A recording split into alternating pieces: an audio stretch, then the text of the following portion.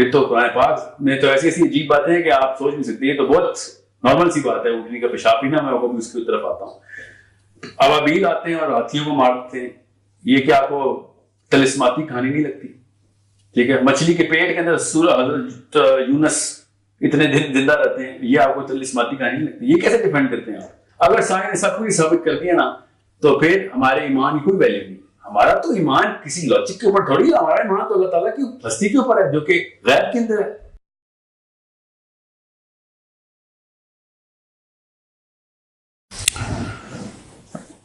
اچھا, میرا next question یہ کہ اگر اسلام کو ہولسٹک ویو میں دیکھا جائے تو ہمیں دو سورس آف نالج ملتے ہیں کہ word of God and word of prophet. ٹھیک ہے, قرآن اور حدیث کی صورت میں. چلیں, اب قرآن تو اللہ تعالیٰ کا کلام ہے, اس پہ ہم کوئی آبجیکشن ریز نہیں کر سکتے, حالانکہ اس کی بھی مولوی کچھ ٹرین قسم کی حدیثوں کی وہ آیاتی کر دیتے ہیں. لیکن حدیث میں ہم آتے ہیں تو کچھ ہمیں حدیث میں تو عجیب و غریب قسم کی حدیث بھی ملتی ہیں. مطلب ایک ایگزامپل ہے کہ ایک جگہ پہ پتہ نہیں کس بیماری کے لیے کہا گیا کہ وہ اونٹ کا جو ہے وہ پیشاب اس میں پینا چاہیے. تو یہ تو ہماری عقل اس کو تسلیم نہیں. ہم کیسے ڈیفینڈ کریں جب کہ ہم ہندوؤں کا مذاق اڑاتے ہیں کہ تم جو ہو وہ کاپس ڈرنکر ہو. ہماری تو اپنے آپ اس طرح کی حدیث آ رہی ہیں. تو اس میں اب کوشچن یہ تو ہوتا ہے کہ حدیث کی ویلیڈیٹی ایک تو کوشچنیبل ہو جاتی ہے. دوسرا یہ کہ اسلام میں اب ہر چیز کو میں ایز اٹ از ایمان لیں, ہر چیز پہ ایمان لانا ہم نے. آپ کی جو کوشچن کی جو ٹیکنیکلٹی ہے نا, میں اس کو پہلے ایڈریس کر لوں کہ کیا وہ سائنس جو ہے وہ جس کے تھرو حدیث ٹیسٹ ہوتی ہے وہ کیا سینسیبل میٹرز ہیں ہمارے, کیا ویلڈ اور اسٹرانگ میٹرز ہیں؟ تو یس دے آر. جو آپ نے یوز کیا ہے نا آرگیومنٹ کے طور پر جو اینگل کہ وہ عجیب و غریب قسم کی باتیں حدیث میں آ گئی, تو اس میں دو شاخیں آپ کے سوال کی کہ حدیث میں اونٹنی کے پیشاب کو پینے کے لیے کہا ایک بیماری کے کیس میں, تو وہ آپ کو عجیب و غریب لگ رہی ہے. تو اگر عجیب و غریب is the instrument so which you going to test, تو قرآن پاک کو تو فارغ کریں نا آپ. ٹھیک ہے, پھر تو قرآن پاک میں تو ایسی ایسی عجیب باتیں ہیں کہ آپ سوچ نہیں سکتے. یہ تو بہت نارمل سی بات ہے اونٹنی کا پیشاب پینا. میں بھی اس کی طرف آتا ہوں. ابابیل آتے ہیں اور ہاتھیوں کو مارتے ہیں. یہ کیا آپ کو طلسماتی کہانی نہیں لگتی؟ ٹھیک ہے, مچھلی کے پیٹ کے اندر حضرت یونس اتنے دن زندہ رہتے ہیں. یہ آپ کو طلسماتی کہانی نہیں لگتی؟ یہ کیسے ڈیفینڈ کرتے ہیں آپ؟ سمجھ لیں, عجیب و غریب is not an instrument in the case of this حدیث. اور یہ بہت ہی مشہور حدیث ہے, ہر بندے نے مجھے پکڑا ہوتا ہے, چاہے کینیڈا ہو, چاہے امریکہ ہو, چاہے پاکستان ہو, کہ یہ حدیث کیسے, یہ کتابیں کیسے مان میں پیشاب پلایا ہوتا ہے.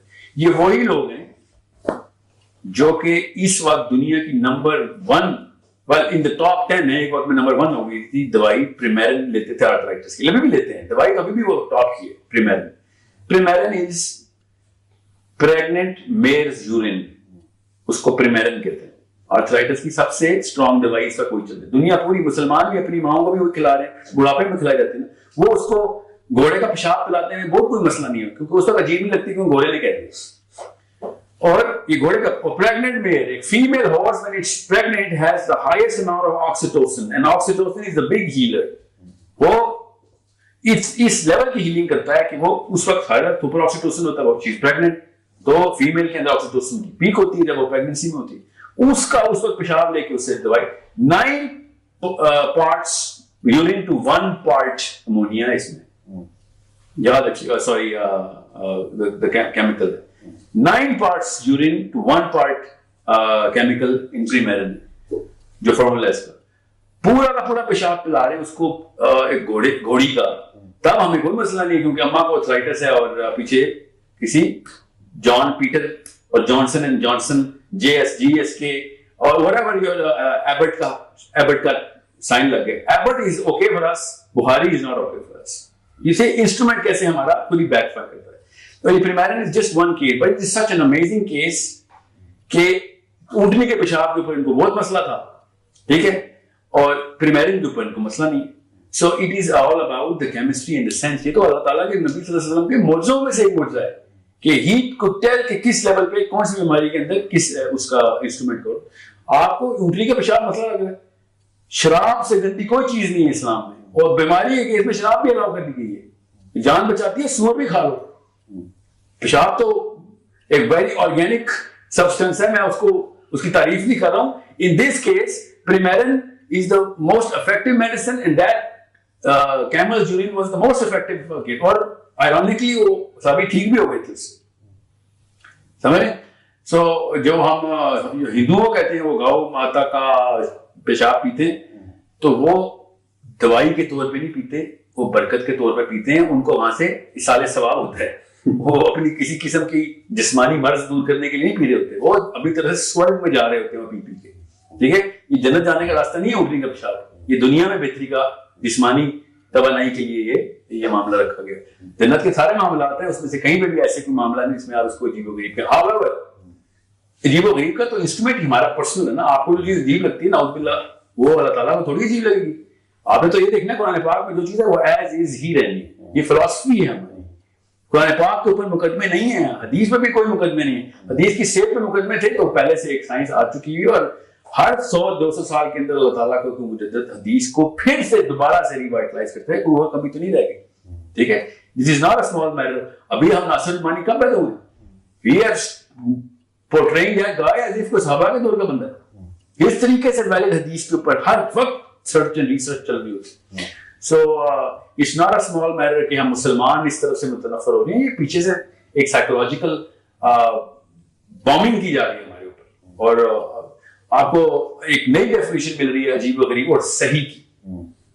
सो उस साइंस के ऊपर go back, regret yourself to the original science of the हदीस and the Quran, and then you will find out कि इसके ऊपर एज इज ईमान लाना ही बेहतरी थी, एंड वही प्रूव होना है। मैं अभी आपको बता रहा हूँ सब कुछ ही प्रूव हो गया है, जो कुछ रह गया वो इंसान और साइंस ही कोताही है, वरना सारा कुछ वैसे ही प्रूव हो रहा। अल्लाह करे हमारी दौर में ना प्रूव हो।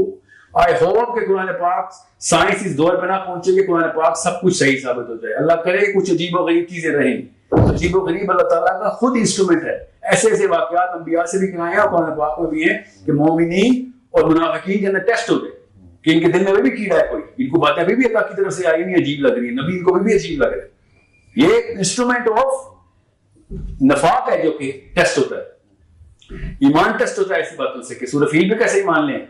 ये तो ये कैसे हो सकता है छोटा छोटा बबील लाया और जाके उसने न्यूक्लियर स्ट्राइक कर दिया हाथियों के ऊपर छोटे छोटे पत्थरों से। ठीक है, या ये ऊपरी के पेशाब वाली बात, खैर ये तो प्रूव हो गई। मैं क्यों कह रहा हूं कि अल्लाह करे साइंस प्रूव ना करे।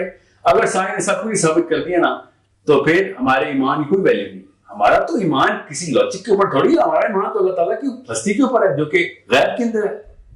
We can not start praying कि अल्लाह प्लीज साइंस के थ्रू, ये बात है मुसलमान सो यूथ दुआएं कर रही है अल्लाह साइंस कुरान को प्रूव कर दे ताकि हम इनको आर्गुमेंट देके मुसलमान कर लें।